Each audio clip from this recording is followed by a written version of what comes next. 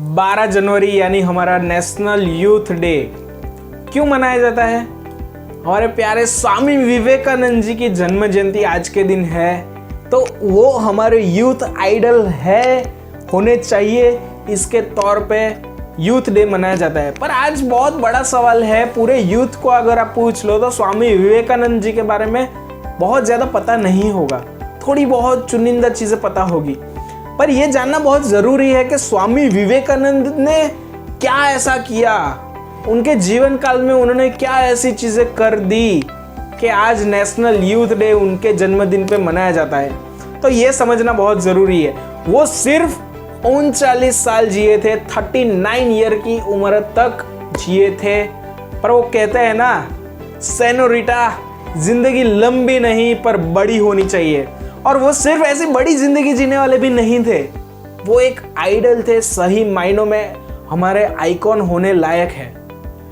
उनको साइंस में भी बहुत बड़ा इंटरेस्ट था। क्यों? क्योंकि उनको अपने वैदिक कल्चर में इंटरेस्ट था। और आज अगर देखने जाए तो बहुत सारी ऐसी रिसर्च है कि जो बताती है कि आज तक की बहुत सारी साइंटिफिक चीज़ें हैं जो हमारे वेदों से ही उन्होंने निकाली है, वेदों को ही पढ़ के उन्होंने खोज को बढ़ाया है।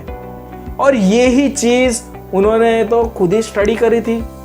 उसके अलावा वो साइकोलॉजी में भी बहुत बड़े माहिर थे, उनको अपने कल्चर का भी बहुत ज़बरदस्त नॉलेज था। स्पिरिचुअलिटी, आध्यात्मिकता में भी उन्होंने बहुत बड़ा मुकाम हासिल किया हुआ था। और अगर आज की डेट में अगर कोई देखे तो बड़े लोगों को भी ये समझना बहुत ज़रूरी है, कोई छोटी उम्र का, उनसे कम उम्र का इंसान होता है, व्यक्ति होता है, वो कुछ थोड़ी बहुत अच्छी बात भी कर देता है तो वो हंसते हैं और बताते हैं कि भाई तुझे जीवन का एक्सपीरियंस नहीं है, तुझे ये एक्सपीरियंस करना होगा, तेरी बुद्धि अभी कम है। पर ये स्वामी विवेकानंद जी ये सारी चीज़ों को तोड़ देते हैं। क्यों? क्योंकि इतनी कम उम्र में इतना ज़्यादा डेवलपमेंट, अगर आप सोचो तो कितने लोगों की कितने जन्म निकल जाते हैं पर इतना डेवलपमेंट नहीं हो पाता। इन्होंने सिर्फ 40 साल की उम्र में किया था। यूथ क्या कर सकता है, ये स्वामी विवेकानंद जी ने बहुत ही ज़बरदस्त एग्जाम्पल के साथ साबित किया। सिर्फ 30 साल की उम्र में वो धर्म परिषद में गए थे, विश्व धर्म परिषद में शिकागो गए थे और वहां पर अपने कल्चर का ध्वज लहरा कर आए थे, सबके दिलों को जीत कर आए थे। तभी से उनकी चर्चा पूरे देश में, पूरे वर्ल्ड के अंदर बहुत जबरदस्त तरीके से हो रही थी। और आज का युवा सोचता है कि मैं क्या कर सकता हूं, पर अगर वो जाने, अपने आप को पहचाने, तो वो बहुत बड़ा काम कर सकता है। यही जानने के लिए हमें स्वामी विवेकानंद को आइडल बनाना जरूरी है। और यही चीज है कि जिसकी वजह से हम कह सकते हैं कि समझदारी, सेल्फ डेवलपमेंट के लिए कोई उम्र बाधा नहीं होती। आप कम उम्र में भी अगर आपका फोकस सही है, अगर आपकी दिशा सही है, अगर आपके गुरु सही है, तो आप सही दिशा में अपना डेवलपमेंट कर सकते हो। उनकी एक बहुत जबरदस्त लाइन है, सबको पता होगा, उठो जागो और ध्येय प्राप्ति तक लगे रहो। ये जो लाइन है ना, ये मैं बचपन से सुनता था, मेरा पर्सनल एक्सपीरियंस बता रहा हूं कि ये जो लाइन है सुनता था पर बहुत कंफ्यूजन में रहता था कि उठने और जागने में फर्क क्या है। क्योंकि उठता हर कोई हर रोज है, उठता कुत्ता भी है, उठता इंसान भी है। पर जब मुझे पता चला कि भाई उठता तो हर कोई है, पर हमें अपने जीवन में डेवलपमेंट करना है, अपना सेल्फ डेवलपमेंट अगर आगे बढ़ाना है, एक लेवल तक ले जाना है, तो जागना पड़ेगा। और वो जागना क्या था? जागना था वो मानसिक तौर पे जागना था। आज अगर देखने जाए तो हमारा पूरा दिन, हमारा वीक, हमारा महीना, हमारा साल, हमारी पूरी जिंदगी ऐसे ही निकल जाती है, पर हमें पता ही नहीं चलता कि अरे मेरी जिंदगी चली गई।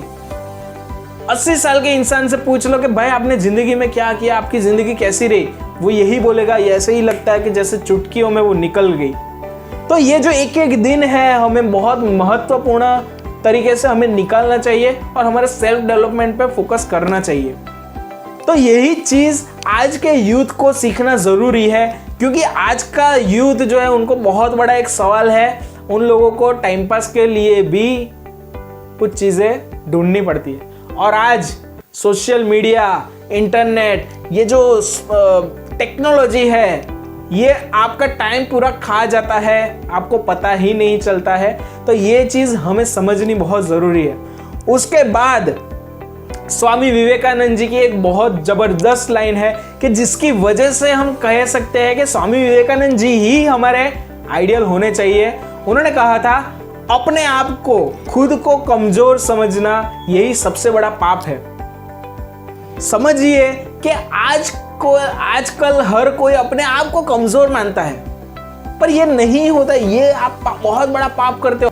आज एक कॉमन सेंस से देखने के लिए जाए तो भी ये हम जान सकते हैं कि मेरी जो फिंगरप्रिंट है, आज तक करोड़ों अबजों लोग आ गए, मर गए और आने वाले हैं, पर मेरी फिंगरप्रिंट किसी से भी आज तक मैच नहीं होती। ये सबसे बड़ी सिक्योरिटी है जो भगवान ने दी हुई है।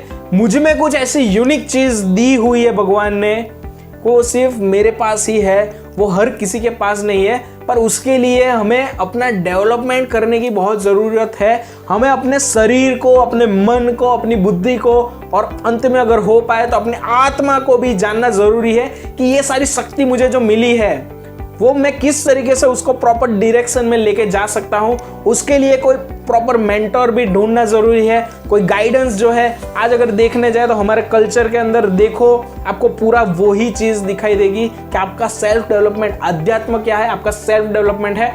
और यही स्वामी विवेकानंद जी ने अपने जीवन काल के दरमियान बताया कि उसके लिए कोई भी उम्र बाधा नहीं करती, उसके लिए आपका फोकस मायने रखता है। अगर आप फोकस हो अपने लाइफ को, अपने डेवलपमेंट को आगे ले जाने के लिए, तो आपके अंदर कुछ यूनिक चीज़ें पड़ी हुई है।